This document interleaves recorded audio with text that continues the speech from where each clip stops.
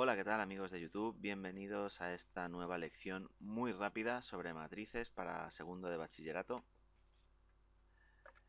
Empezaremos por ver la definición de matriz y bueno, ya sabéis de años anteriores que las matrices son conjuntos de elementos ordenados en filas y columnas y que son muy útiles si seguís avanzando en el campo de las matemáticas y os dedicáis a la ingeniería, por ejemplo.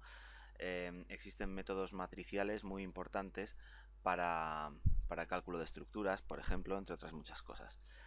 También son muy importantes las matrices en la informática, es decir, que tienen muchas aplicaciones y que, en mi opinión, deberíais aprender a moveros en este campo. Las matrices están compuestas por elementos, que son los numeritos que se ordenan en estas matrices, y estos numeritos o elementos se agrupan en filas, es decir, las líneas horizontales, y en columnas, las líneas verticales. Cuando hablamos de la dimensión de una matriz, nos referimos a un producto del número de filas por el número de columnas. De esta manera, una matriz con 3 filas y 4 columnas será una matriz de 3 por 4.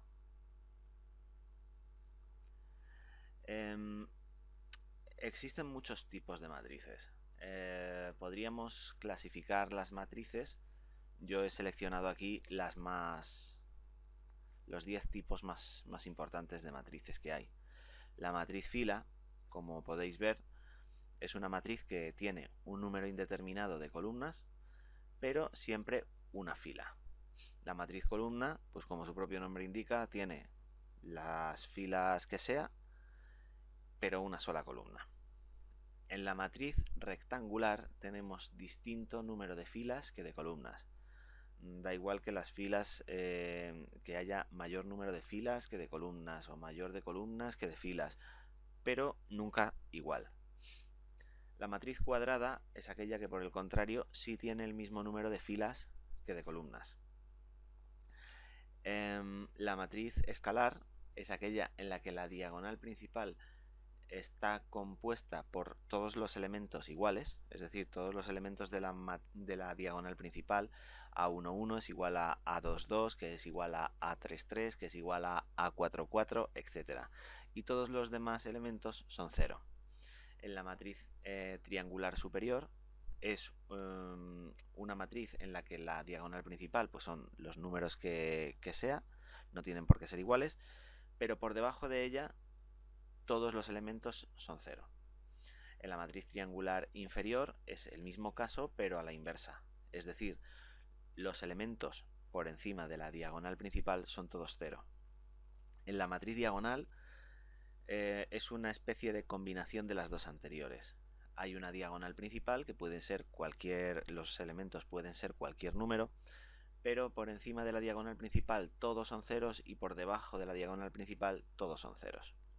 La matriz unidad, que es una variante de la anterior, es una matriz diagonal en la cual la diagonal principal todos sus elementos son 1. Y la matriz nula, que como su propio nombre indica, todos sus elementos son 0.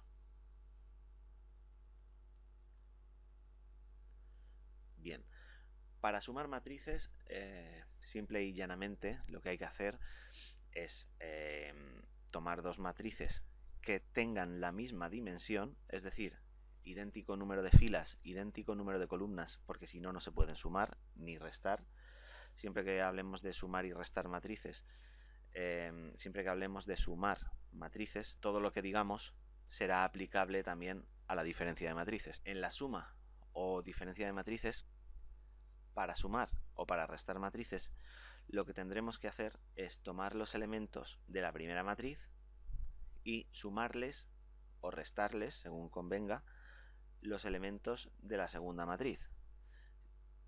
Cuando hablamos de sumar y restar elementos, siempre nos referimos a la misma posición. Es decir, el elemento A11 de la primera matriz se suma o se resta con el elemento A11 de la segunda matriz. El elemento A21 de la primera matriz se suma o se resta con el elemento A21 de la segunda matriz, y así sucesivamente.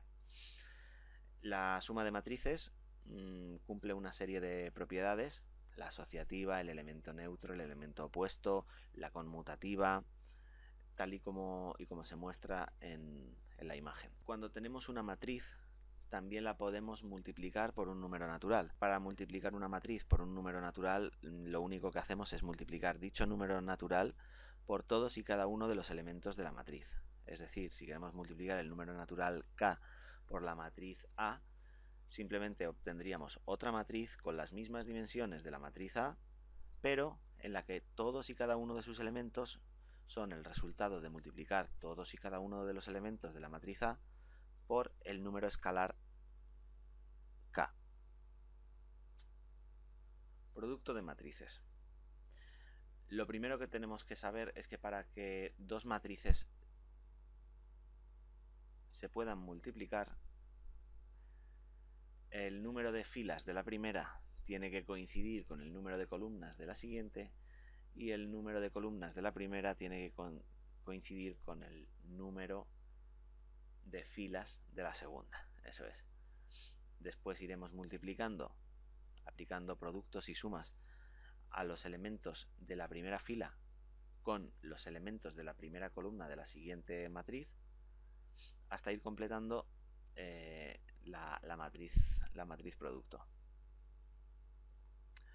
En cuanto a la matriz traspuesta, lo único que vamos a hacer para hallar la matriz traspuesta de otra matriz es cambiar las filas por columnas.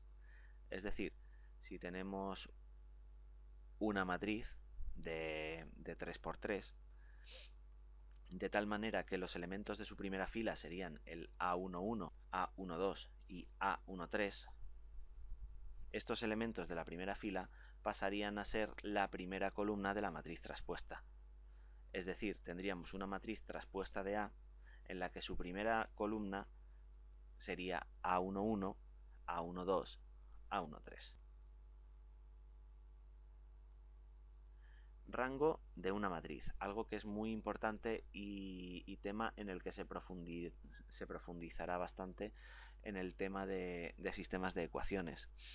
El rango de una matriz es el número de líneas de esa matriz, ya sea filas o columnas, que son linealmente independientes.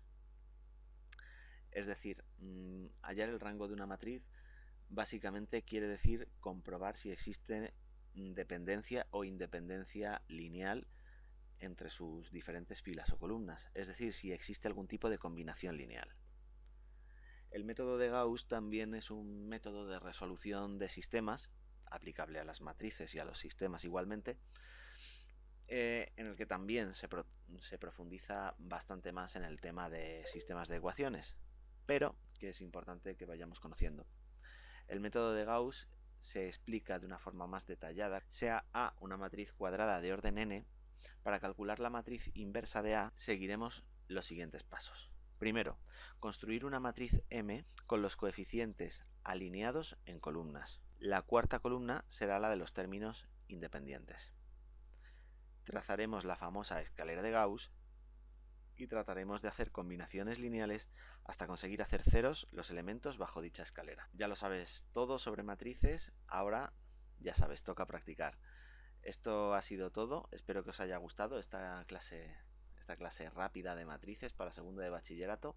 Recordad que si os ha gustado el vídeo podéis darle like, podéis suscribiros a mi canal, ver el resto de vídeos que tengo con más clases que yo creo a todo el mundo le van a venir bien. Todo esto y mucho más lo podéis encontrar en mi página web rafaelgoodbar.gimdo.com. Hasta el próximo vídeo.